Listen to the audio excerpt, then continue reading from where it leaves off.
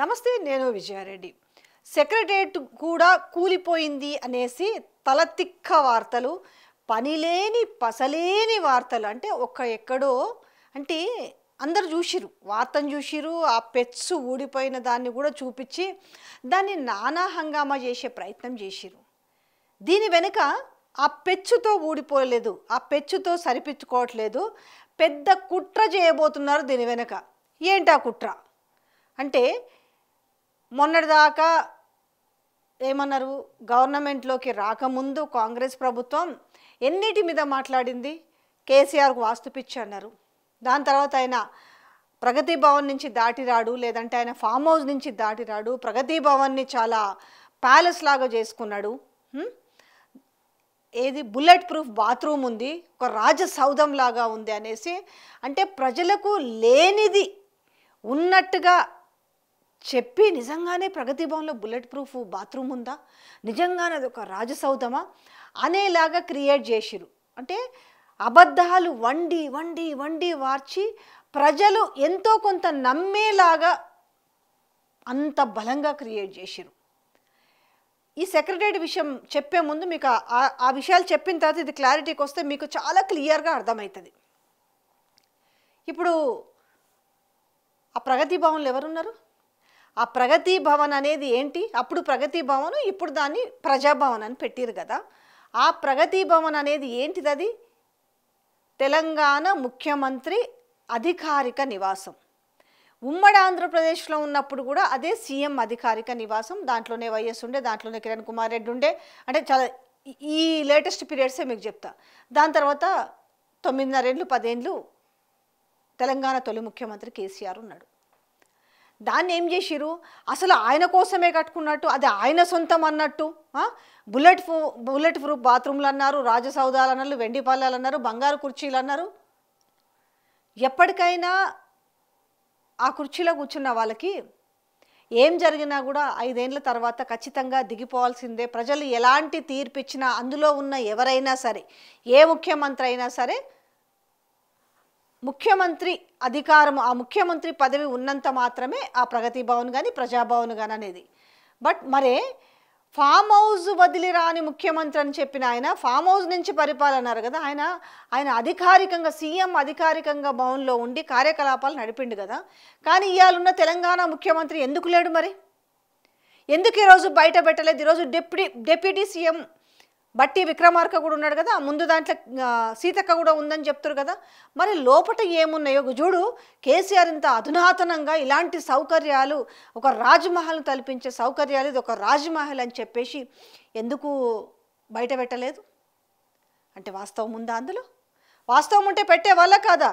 ఇదిగో ఇది bullet proof bathroom, ఇదిగో ఇది రాజసౌధము, ఈ పైన ఇది ఉంది, కింద ఇది ఉంది, ఇది అనేసి. కానీ దాని తర్వాత అక్కడికి డిప్యూటీ సీఎం బట్టి విక్రమార్క వెళ్ళడానికి కూడా ఒక 30 కోట్లు మరమ్మతుల కోసం కేటాయించారు. అదేం పెద్ద వార్త కాదు, ఎందుకంటే ముఖ్యమంత్రుల భద్రత కోసం ఏర్పరిచేవి, దాన్ని అట్లాగే సీక్రెట్గా పెడతారు. కానీ దాన్ని కూడా వీళ్ళు ఏం చేశారు? చిలువలు పలువలుగా చేశారు. ఏది? ఆనాడున్న ప్రగతి భవన్ గురించి.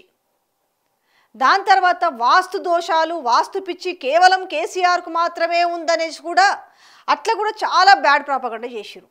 కానీ మీ అందరికీ తెలియని విషయం ఒకటి చెప్పాలా? ఇప్పుడున్న తెలంగాణ ముఖ్యమంత్రి రేవంత్ రెడ్డి కొడంగల్ 2018 ముందస్తు ఎలక్షన్లలో కొడంగల్లో ఎమ్మెల్యేగా ఓడిపోయినప్పుడు ఆయనకు నిజంగా వాస్తు నమ్మకాలు ఉన్నాయో లేవో తెలియదు. కానీ ఆయన కూడా మీరు అబ్జర్వ్ చేయరు, నేను చెప్పే పాయింట్ అవునా కాదో మీరు తెలుసుకునే ప్రయత్నం చేయండి.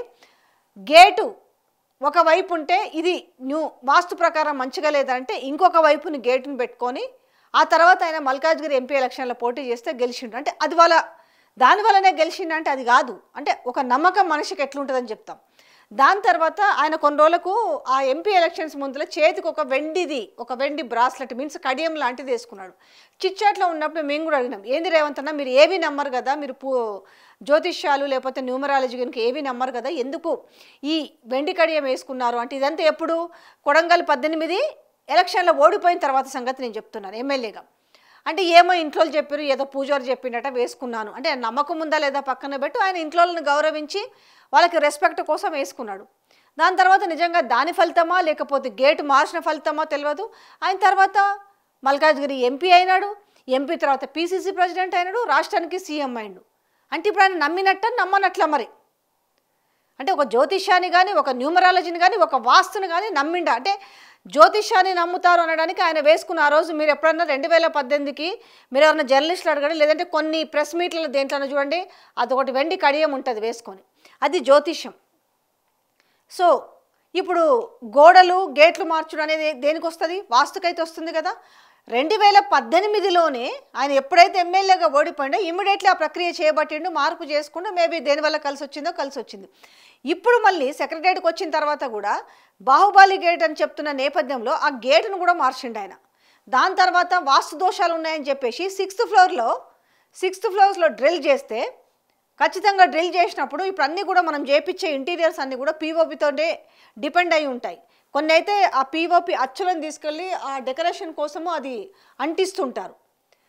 ఆయన డ్రిల్ చేస్తుంటప్పుడు మనకు జనరల్గా వర్క్ జరుగుతున్నప్పుడు పక్కింట్లో వర్క్ చేస్తే మన ఇంట్లో కూడా అదురుతుంటుంది. అంతెందుకండి, మీరు ఇంట్లో స్పీకర్ పెట్టుకుని హై వాల్యూమ్ పెట్టుకోండి, కిచెన్లో ఉన్న సామాన్లతో సహా షేక్ అవుతుంటుంది. బాత్రూంలో పీఓపీ చేసినవి ఉంటే పెచ్చులు రాలుతాయి, మీరు బాగా సౌండ్ పెట్టండి, ఇల్లు ఒక వైబ్రేట్ అవుతుంటుంది. అట్లా పై ఫ్లోర్లో డ్రిల్ చేస్తే కింది ఫ్లోర్లో నుంచి ఒక పెచ్చు ఊడిపడింది. ఇంకొకటి వాస్తు విషయంకి వచ్చేసరికి గాంధీ భవన్ కూడా ఆయన పీసీసీ ప్రెసిడెంట్ అయిన తర్వాత బాత్రూంలో ప్లేస్ కూడా కరెక్ట్ లేదు, అక్కడ వాస్తు బాగాలేదని చెప్పేసి అందుకనే 10 సంవత్సరాల పాటు అధికారంలోకి రాలేదనేసి ఆయన బాత్రూమ్లు కూడా ఉన్న ప్లేస్ నుంచి మార్చి బాత్రూమ్లు ఇంకొంచెం వెనకకి బాత్రూమ్లు కట్టించడం జరిగింది. రెనోవేట్ కూడా కాదు, న్యూ బాత్రూమ్స్ అవి మొత్తం కూలగొట్టి బాత్రూమ్లు కట్టించిండు. దాని తర్వాత 10 ఏళ్ళ నుంచి జనరల్గా వాడే గేట్ ఉంటుంది కదా ఎగ్జిబిషన్ గిట్ సైడ్ది, ఆ గేట్ నుంచి జనరల్గా ఇన్ను అవుట్ 2 అదే చేసారు. ఎటువైపు రైట్ సైడ్ ఇంకోటి ఉంటుంది, మన ట్రస్ట్ గాంధీ ట్రస్ట్ సైడ్కి పోయే సైడ్ ఒక గేట్ ఉంటుంది, అక్కడ పోతే మీకు అటువైపు టీ స్టాల్ కూడా ఉంటుంది, చాలామందికి ఎరుకుంటుంది అటు పోయిన వాళ్ళకి. అయితే జనరల్గా వీళ్ళు మాత్రం ఇటు మెయిన్ గేట్ వాడేవాళ్ళు. కానీ ఆయన ఏం చేసేవాడంటే దాన్నేమో అవుట్ గేట్ చేసిండు, ఏదైతే గాంధీ ట్రస్ట్ పక్కన ఉంటుంది కదా ఆ ఏరియాకు పోయే దాన్నేమో ఇన్ గేట్ చేసుకున్నాడు. ఎందుకు అదంతా? దానికి కూడా వాస్తు దోషం ఉంది, ఇట్లా కావద్దు, ఇట్లా రావాలి, ఇట్లా పోవాలనేది. బట్ ఎవరి నమ్మకాలు వాళ్ళవే. కానీ మనం అనేది ప్రతిపక్షంలో ఉండి ఒకలాగా, అధికారంలోకి వచ్చిన తర్వాత ఒక మాట మాట్లాడడం అనేది ఎంత దరిద్రమైన ఆలోచన అంటది. అంటే జనాలు మర్చిపోతలేరు కదా, గతంలో అంటే మర్చిపోయేవాళ్ళు, ఎందుకంటే సోషల్ మీడియా లేదు, మనం గతంలో మాట్లాడిన మాటలు ఏవి కూడా జనాలు గుర్తుపెట్టుకోరేమనుకుంటారు. కానీ ఇప్పుడు అట్లా కాదు.